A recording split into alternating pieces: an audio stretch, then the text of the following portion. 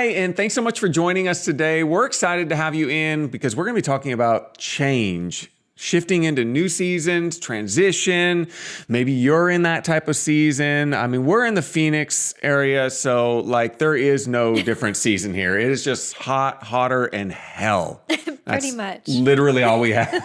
But we grew up in the Northwest. We're from Portland, and they do have beautiful seasons there, and they're different. And so it's kind of nice to go through those things. But sometimes those seasons hit you like a little bit, like just a slow, and you're like, oh man, now it's spring.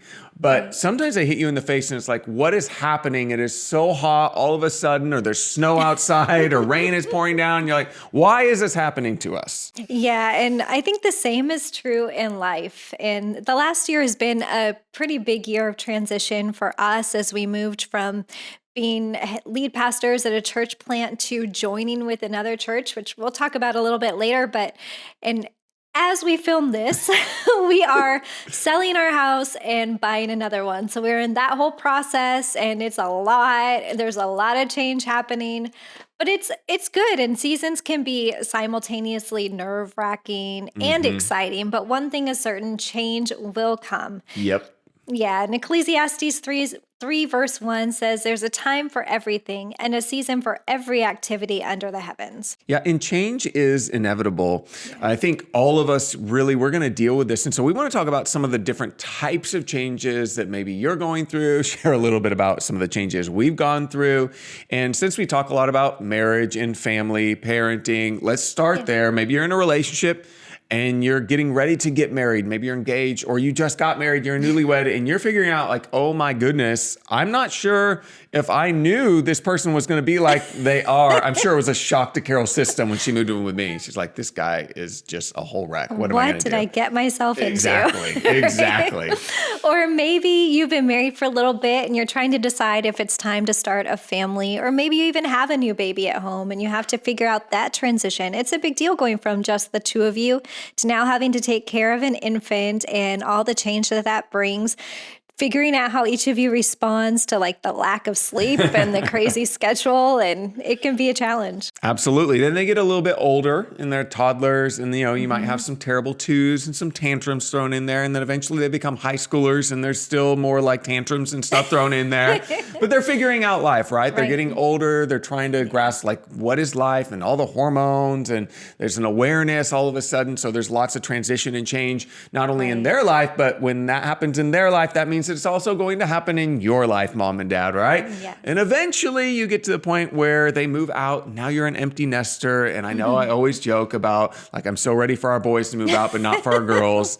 And that's not entirely true. Like I'm going to miss each of them when they move. But those are all transitions that we have to deal with. And this isn't even to mention like all the life transitions we go through. Right. I think as we grow up and we become older, we go through a lot of changes in like our friendships. The people that we were friends with in high school or college, maybe those friendships start to fade and you become closer with the people that are in your current circle. But you could have a friend that moves away too, and that can, or maybe you move away, and that can be a hard transition as well. You might have career changes, a promotion, or maybe you're like Ray and quit your job without telling your wife. It was a long time ago, in fairness. Don't do that. Was not good, not a wise decision. No. And you might also find yourself moving for various reasons to a different state or a city, and that can bring a lot of change with it as well. Yeah. Or maybe you're going through like really difficult things. Maybe it's a divorce or sickness in your family, especially if it's a prolonged sickness or maybe even death, and trying to navigate and figure out what do we do now and how do we talk to each other? How do we deal with it ourselves? How do we talk to our kids if we have kids? Those are all things that we're trying to figure out. And it's a lot to take on, especially if you're hurting in those moments. Or maybe now you're in a season of stability. Maybe you've really things have been going good and you're like, man, Ray, this is fantastic. I just want to keep it. Yeah, keep it like this forever.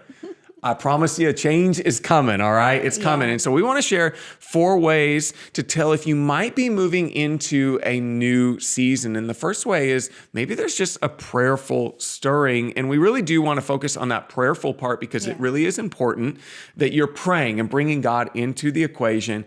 And then maybe there's just a sense like something is changing. And we had this recently happen for us. Yeah, a couple years back, we really sensed that change was coming for us. And I think God spoke spoke to both of us individually first as we were praying through things.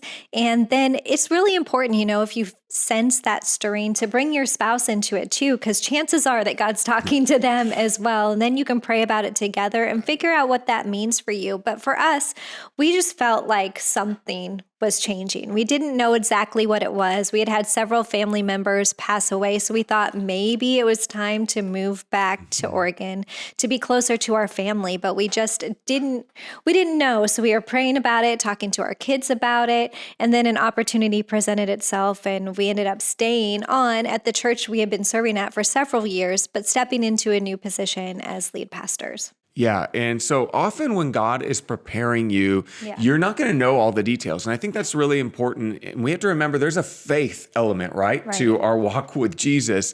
And so you got to keep this in the forefront of your mind. And I love what Proverbs chapter 3, verses 5 and 6 says. It's probably one of my most quoted verses that I use in messages when I'm talking to people. And it says, trust in the Lord with all your heart and lean not on your own understanding. Maybe that's just a word for somebody right there, right by itself. Just don't lean on your own understanding. Trust in God. And in all your ways, submit to Him. So surrender. Say, God, I'm giving you control, and He will make your path straight. And when we trust God, your faith keeps you grounded where you're at until it's the right time to shift, so you don't move out of the time of God. Yeah, that's so good. And the second thing we want to talk about is unforeseen opportunities. And while we might see that change is coming at times, there are other times when an opportunity that you had no idea about presented itself. And a few years back, we were youth pastors in Oregon, and we were really happy where we were. And we took a trip to visit some friends in Tucson who were on staff at a church. And we got really sick. We did get really sick, and thankfully they were amazing and helped us take care of our two little babies. Yes, only two back then. Only two. So you know how long ago it was. Yeah, but we were just there for vacation and had a great time with them. And, when it was about time for us to go home, our friend said, hey, my pastor wanted me to ask you, we have a youth pastor position open, and we are wondering if you might want to apply. Yeah. And so sometimes when you find yourselves in those opportunities with those unforeseen situations that are coming your way, I think it's important to remember a couple of things. Number one, like we were just talking about, bring God into the equation. As followers of Jesus, there will be times when we leave the good for the great. And so there's always going to be a million opportunities out there, and you can't take hold of every single one of those opportunities. So what you're trying to do, and again, I think this goes back to having a clear vision. So I know, okay, this is the most important thing. Don't assume that something different, though, is going to solve all your problems, because this is what we do a lot of times, right? Like we're not happy where we're at, so we're just going to change jobs, we're going to change relationships, we're going to change this, we're going to change that, thinking that it will solve all our problems. And then the worst feeling is when you get into that new place or that new relationship or that new thing, and you're still just as unhappy, maybe even more so than you were. So if you're not happy where you are, it's likely that you don't need just a change of scenery. You probably need to let God do some work inside of you. Yeah, in fact, I think that when you are unhappy, that's probably the worst time to make those types of decisions, because we really do have to consider the timing. And that's the second thing here. For many, we have a tendency to rush into the new and shiny, right? Mentioned that. It's fun and exhilarating, and it's harder to be patient and take your time and wait for God to open those doors. For others, though, you might struggle to pull the trigger, and I tend to be a little bit more like that. So I have great patience, but it can be hard for me to take that step, even when I know that it's the next right thing. Yeah, and we talked about this the other day, but we've mentioned it many times throughout the years. You're never going to be 100% certain. When it's time to make a change, you're not going to know 100%. Like I hear people say, I was like, there ain't no way you knew 100%. Like you might have been riding high on the feelings and felt like it was the right. But like there's again that faith element. So like I think Carol read in a book, she's what they say, 51% sure. Yeah, 51%. I need higher percentage. Can you give me like 70%? At least I'm by the 70% rule. You can let us know what your percentage rule is before you make the change. But there's got to be some level of certainty. You can say, okay, I can see how God might be using this. Right.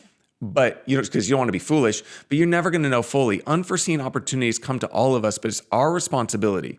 And I want you to hear this. It's our responsibility to determine whether or not making that move is right. And we do that with the wisdom that we've received from God. Yeah, that's really good.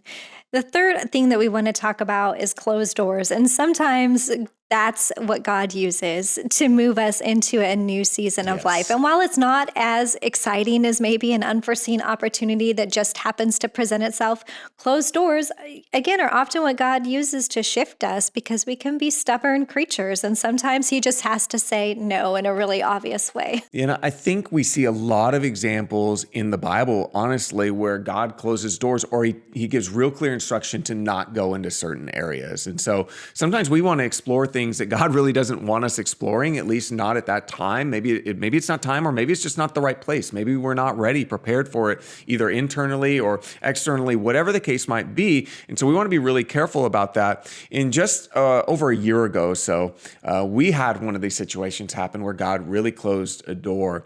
I mentioned we were lead pastors at a church, and it was something we were so excited about. And then COVID hit. We were there for a few months. We had some financial issues that we were still working through with the church, and we were heading the right direction for sure.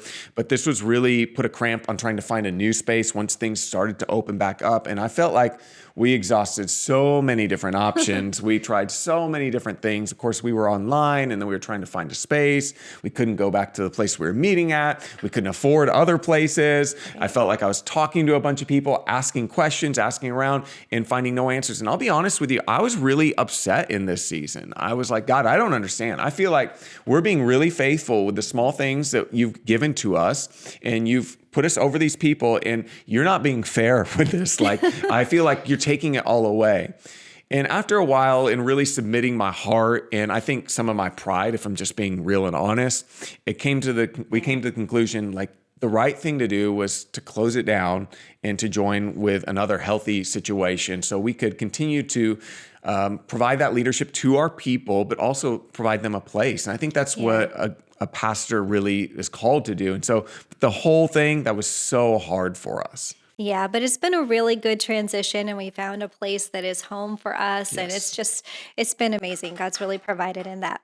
But the fourth thing we want to talk about is an overwhelming burden. When you feel an overwhelming burden for something, that might be a sign that God's leading you into a time of transition. And over the years, we've seen this happen with lots of people. And often it's one of the most meaningful transitions you can make in your life, but it is usually one of the slowest. Yes. And I know Carol loves this analogy that I've written down, but burdens are kind of like birth, right? They take time to develop inside of you before anything actually comes out of you.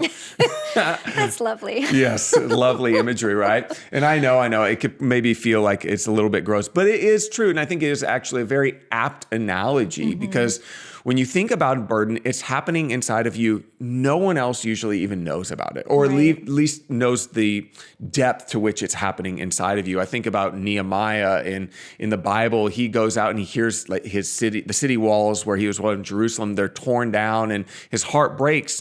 And God just begins to speak to him. No one else knows what's going on. And he goes and he surveys the land and he sees all these things happening. And so sometimes that burden is just something that's happening inside of us. Yeah, it's those things that capture our attention that we can't shake, that we continue to think about.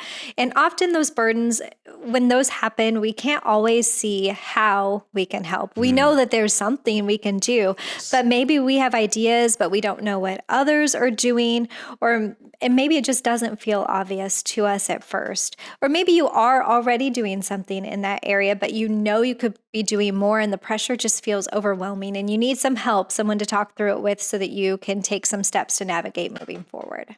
Yeah, and that's really one of the reasons that we really advocate for community, because we know that if you have a strong burden, it's going to get to the point where you can't shoulder the load by yourself. And so you need to have people around you who love you, also love God, and can call out those things inside of you that they see so that you can pursue them. I think of Jethro in the Bible with Moses, and Moses is trying to judge all the people. And it's just this overwhelming feeling. And Moses is like, I don't know what it was like, but all day long, people coming to him, bringing their cases, their issues, and like, Moses, give us some wisdom. Tell us what to do. And it was just so many people. And Jethro's like, he looks at it and he says, this isn't good what you're doing. And Moses is probably thinking, what do you mean? I'm here for my people. I'm helping them. And he said, no, you can't do this. Why don't you teach other people to do what you're doing? Yeah. And then you can judge the really difficult situations that come all the way to the top, but let them make those decisions. Empower other people. And so when we're burdened for something, often we want to do everything, but we need to learn how to empower others as well. And that helps us to really, I think, unlock that next phase of change. Yeah. And these are 4 ways that we often see God is moving us into a new season of life. But we do want to give you some really practical tips that you can employ if you're wondering if it's time to make a change. And the first one is to spend time with God. And I know we say this a lot, pretty much every episode, but it is so important. You've got to be reading His Word. You've got to be praying, because that's how you're going to get wisdom and direction for your life. His Word is a lamp to our feet, a light to our path. And if we don't have that, then we're really making big decisions in the dark. Yes, really, really good. We don't want to make any decisions in the dark, let alone big decisions in the dark. We want to make sure that we're walking in the light of God and that He's guiding and directing us. Another thing is talk with people who love you and love God. I know I just kind of referred to this, but this is important, to be in a community of people. Like, if the voices you're hearing are just the haters, if the voices you're hearing are always the people telling you you can't do it, probably that's going to influence you and impact you in a negative way. So be around people who will be honest with you to tell you the truth, but will all do that in love and encourage you to move towards the transition and changes that need to be made, not just that are best for them, but that are best for you. Right. It's also really important to communicate with your spouse and with your family. Before we transitioned into the role of lead pastors, we sat our kids down and we talked to them about it, because at that point, we were still praying about it. We weren't sure what we were going to do. And so we sat them down and gave them the options, whether we move back to Oregon, stay here and take this position, maybe we move somewhere else. But bringing them into that and praying together as a family was really a bonding experience for us. It shows them, that we're trusting God with our next steps and want to hear from Him, and gives them the opportunity to hear from God too. Yeah, so I got better. I went from not telling Carol that I quit a job to actually talking to her and praying through it. And here's the thing, when you're talking with your kids, they may have differing opinions. It doesn't mean that you're necessarily going to agree with that opinion or make the decision based on that, but you want that input so they know that they're heard in it. So you can also walk them through, if you decide to go a different direction, here's why we're doing that. And that's really important. Then another thing, envision yourself making the change. I know this seems like maybe this is something natural for some people. For others, this might not, though, be. What is it going to require? The Bible says that we're supposed to count the costs. Here's what I find all the time. People have ideas. Ideas are cheap. They're a dime a dozen. But it's the execution, it's the follow-through that really makes a difference if you want to have a successful transition, if you want to make a successful change, move into that new season. It's the follow-through. So what's it going to take? Like, we're buying a house, and we have to literally budget for, like, okay, we're changing this and we're changing that, and we're getting these floors and we're doing that. And all these things cost money, so we have to count the cost before we go in. Otherwise, Carol's just going to go to Target or get online and go to IKEA and buy everything, and we will have no money, and we'll be destitute, and you will be reaching out to you. We're going to show up on your couch one day. Yeah, with 5 kids. Just, you don't want that. No, you definitely do not. And if possible, test it out first. And this goes along with having patience. But before you just up and quit your job to be a full-time YouTuber, maybe, my kids want this so bad, to be full-time YouTubers. But, you might want to try it out a little bit first. Do it on the side. See what works for you. See if you even like being a YouTuber or whatever it is that you want to do. Because you might not. It might not be something that you're willing to put in the effort and the work that it actually takes. It looks glamorous, it looks fancy, but it's actually a lot of work. Yeah, absolutely. So let us know if you're in a season of transition, what's going on in your life? Where are you trying to go to? What are you trying to figure out? And hit us up on Instagram. Make sure to DM us, Life with 5 Podcasts. We want to hear from you. We'd love to pray with you as well as you navigate those seasons of transition. And for all of you who are watching here on YouTube, make sure to leave a comment. And of course, make sure to like this video if you got something out of it. Make sure to also subscribe and hit that bell to get notified of future episodes. And please share these videos, share this with Yes. other people. That really helps us to reach more people so that we can help infuse faith into marriages and families so people can experience hope and healing through Jesus. But we want to say thank you so much for joining us. We can't wait to see you next time.